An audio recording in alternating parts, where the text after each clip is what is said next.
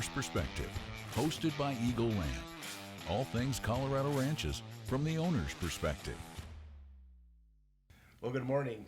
I'm Joey Burns with Eagle Land Brokerage, and today is our Owner's Perspective podcast. And I have a very special guest. It's Justin Wetzel. He's with American AgCredit. And the reason we had Justin come in is because when I go sell ranches and talking to buyers, they come and say, Joey, can I borrow some money on this thing? And is there a bank that'll let us borrow money? And I said, well, we need to make one phone call, and it's to Justin. So welcome to the Owner's Perspective, Justin. Yeah, happy to be here. Appreciate the opportunity. Well, yeah, good. That's great. Good. So you guys have a unique set of like lending skills for farm and ranch. And so why don't you just give us a little bit of background on American AgCredit? Sure. Yeah, what's really neat with American AgCredit is that we just specialize in agriculture. So we try to if you're going to sell one type of bread, you want it to be the best type of bread that is ever made. So we try to get as good at agriculture as we can. So we cover everything from lines of credit to equipment loans to real estate loans. We do leases. We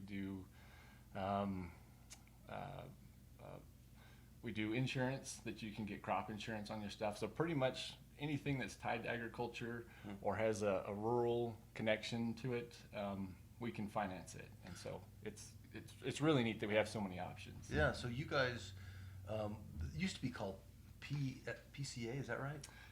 Years ago, my dad they had an operational line of credit to raise cotton, and they had a lending side that dealt with the real estate side, but then that was more the operational side.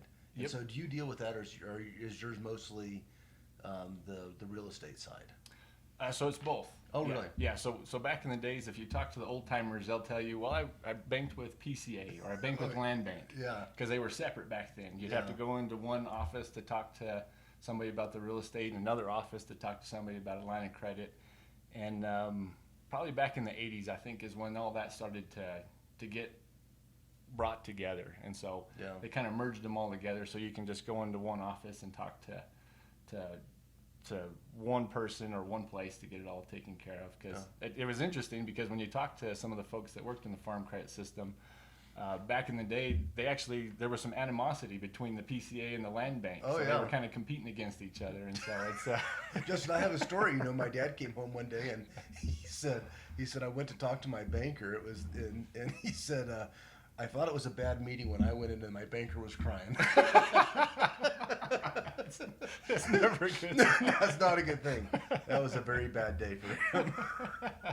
We learned how to be cash farmers. Right. Yeah, yeah. That was a rough one. So yeah, but no, I understand that time. Yeah. So it was funny. I don't know why there was, but because they were all part of the same company, but there was just this competing between them, and so I think they figured out that probably wasn't the best setup, and over time they all those kind of merged, and so. Yeah, they tend to be one association now. So somebody comes in. I mean, I have to talk like I'm two, but they come in. They want to buy a ranch from us.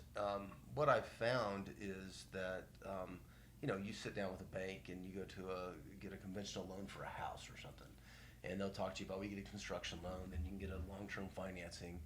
It seems like if you just take that house out and say land, it seems like somebody could come in and have that same kind of conversation with you about, I want to buy a ranch, and I think they're really a doctor, they want to, or an engineer or an accountant, Sure. And they want to buy a farm.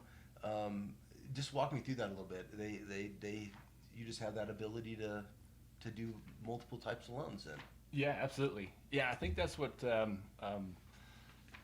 is a misconception for some folks, because they think because it's a farmer ranch, it's a whole different experience than if it's a home loan. But it's very similar. You come in, we gather all the same type of information, tax returns, financial information, application, but we try to make it as smooth of a process as possible. There's obviously a lot more to buying a farmer ranch. You got water rights, you got access, a lot of these issues that you don't have with a house that you're buying in town.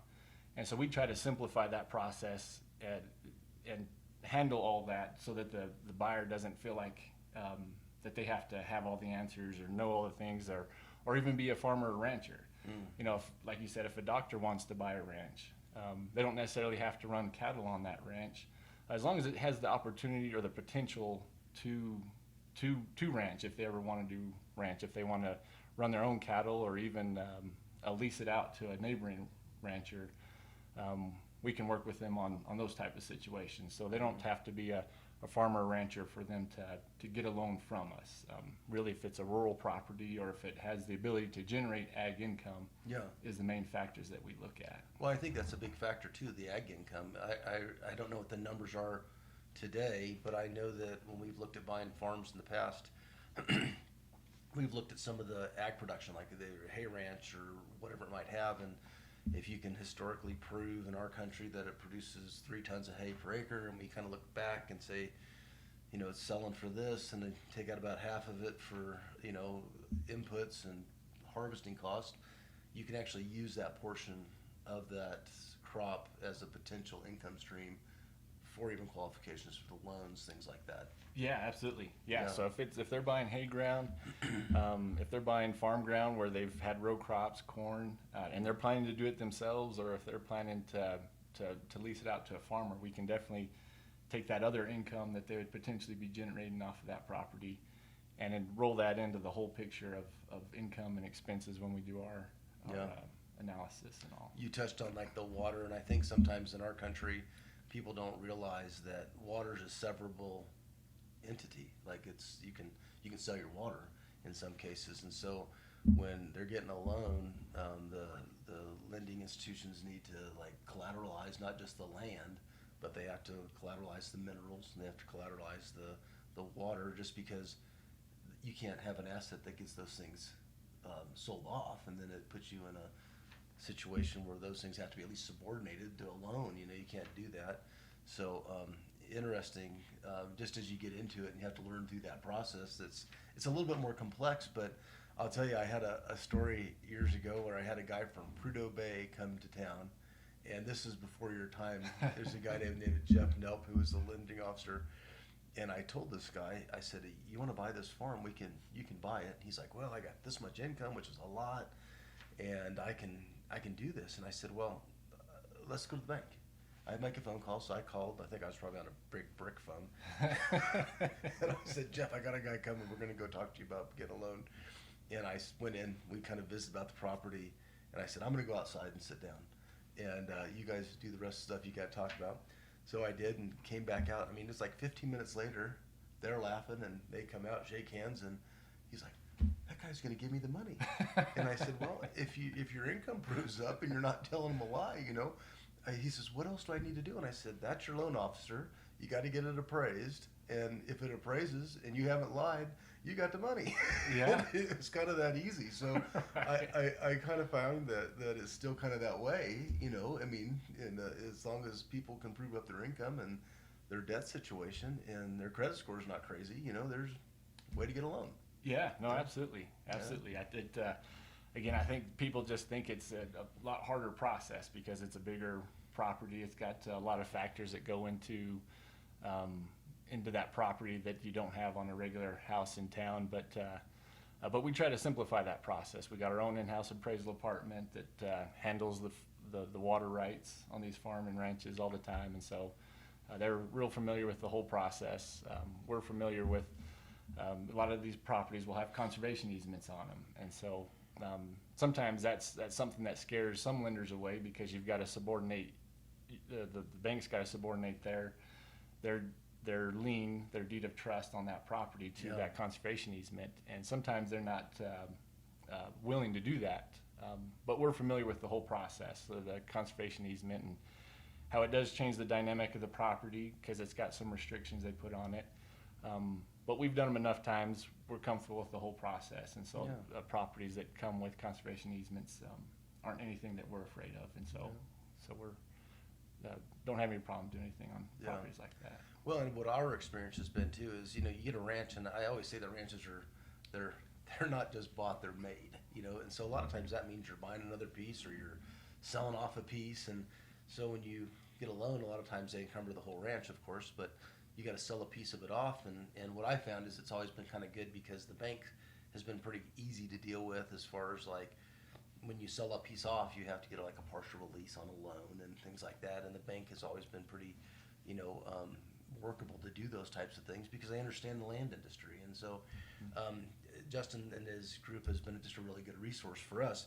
So how long have you been doing it then? So I've been with American AgCredit just a little over 10 years. Yeah. Prior to coming to American AgCredit, I was a commercial loan officer in New Mexico, and I was there for about 11 years. So I kind of got a pretty good experience on the commercial side of things, and then grew up, had an agriculture background, so this just kind of fit really well to take what I learned in the commercial side of things and to apply it to the agriculture side of things. So, Yeah. Plus it's you can't not come to Montrose and not enjoy this place here. So we came here and just kind of fell in love with the area. We got to cut that out because we get so many people that want to come to Montrose now. I mean, our airport is busy and driving to work takes 10 minutes longer. So it's pretty amazing how Montrose has blown up. Well, I tell people we moved to Colorado, and I don't tell them Montrose. Okay. And usually they throw out, well, oh, you moved to Denver, and I say, Yes. yeah, Colorado is something in that area out there. So Yeah. I don't usually don't tell them specifically Montrose because. Well, in Montrose too, we have a different culture than I mean, you get like the extremes of, I don't want to say Boulder, but I just did, and then you get Montrose over here, and it's kind of like we have a little bit different philosophy in this part of the country, Sure. and I kind of like it. So, Right, yeah. Well, that being said, I just came back from the National Land Conference with the Realtors Land Institute. I was in Louisville and you get to hear the economists talk about the economy and like what's going to happen and what they foresee. So, I mean, what do you think? Nation from the nation standpoint, how the economy's going to like local. What do you kind of see? Yeah, that's a great question. We've got we actually have with American AgCredit, we partner with a couple other farm credit associations. There's about 60 associations nationwide that fall under the farm credit umbrella, and so we're one of those 60 associations. And so a handful of those associations we partner with on a group called Terrain. And so we've got on that Terrain group, they've got economists, they've got different guys that follow specific crops. So some will be row crop specialists, some will be cattle specialists, and they put out reports all the time of the different aspects of those markets and how they're changing. And so in talking with those guys and getting to hear from them, it's been interesting. The cattle industries was up last year, and it seems to be strong numbers this year. While row crops and stuff, corn and soybeans and some of those products, some of those commodities have gone down over the last year or so. And so it's kind of a mixed bag when it comes to the commodity side of things. In the economy in general, I've been amazed that the economy has been able to hang on as long as it has. It seemed like with the Federal Reserve increasing the rates as quick as they did this last year and a half, I really anticipated a big slowdown in people wanting to buy properties because it was just costing more than it did 2 years ago when rates were down in the 3s and the 4s. Now you're kind of in that 7s and 8s range. They've come down a bit, so we're kind of more in the 7 range, but there was still quite a bit of activity last year. And even this year, I've been surprised that there's still been a lot of people buying properties and looking to finance it. And so I was anticipating maybe a bigger slowdown at this point just because of all the inflation that we had last year and the interest rates that carried over into this year. But it still seems to be the government has, I think, pumped in enough money into the system that it's still kind of sloshing around, that people are still having money to spend and are still spending it. So I know that's one thing that's a bit different about American AgCredit and other institutions is you have this 1% patronage program. So kind of explain that to me, because I think when you look at your interest rates, it really plays into what the real value of the loan is. Yeah, no, that's a great question. And what's really unique about the farm credit system, American AgCredit as one of those associations in the system, is that we're a borrower-owned cooperative. So all of our borrowers buy stock in our association, and with that stock, you're entitled to any dividends that we pay out at the end of the year. So we take from our profits at the end of the year and return them back to all of our borrowers. And it's been our goal to return 1% of a borrower's average loan balance back to them on an annual basis. So usually every March is when we pay that dividend out. And so that dividend is based off of their average loan balance. And so what's nice is that they can, not only is it cash back that we give them, we send them money into their bank, which not too many banks do that anymore, just send you money for banking with them. But because it's a percentage of their loan balance, they can effectively look at that as it helping to decrease the overall cost of their loan. So if they've got a 7% interest rate, for example, and then we return back to them 1%, all based on the same loan amount, then effectively their loan at the end of the day is, the cost of their loan is 6%. 6%, yeah. That's amazing. Yeah, I think that's probably a lot better time when you get to go meet with your clients and say, hey, here's your check than my dad's experience. Give me the keys. Yeah, they're definitely more welcoming when you bring them money. You bring them money, yeah, that makes it taste a little better, doesn't it? Yeah. No, that's really good. So, I look at again, you guys have been a real asset to us when it comes to, getting something over the finish line. And we were talking kind of off camera about, just having teams of professionals when you're doing a deal. So for us we really feel like you guys are one of those members of our team to help put those things together. So we really appreciate the relationship. And if you're in Montrose, Colorado, or if you're anywhere in the state of Colorado, there's different branches that you folks deal with, and I think there's a opportunity if you're in the ag business and you're looking for some funding, that American AgCredit is the place to go to. So yeah, well, we appreciate that, and likewise, you guys always when you bring buyers to us, the information is kind of always put together, so it makes it a whole lot easier dealing with you guys, obviously, because the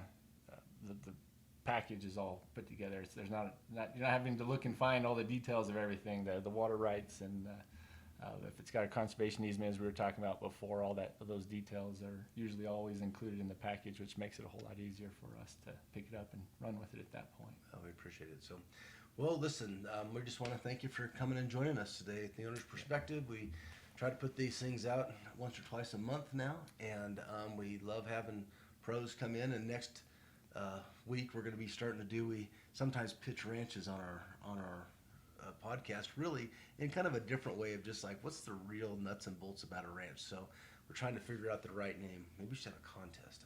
I don't know. What's the right name? The Eagle Pitch, or yeah, I don't know. We'll think of something. So, but hey, well, thank you for being with us. Oh yeah, appreciate it. Thanks for having me.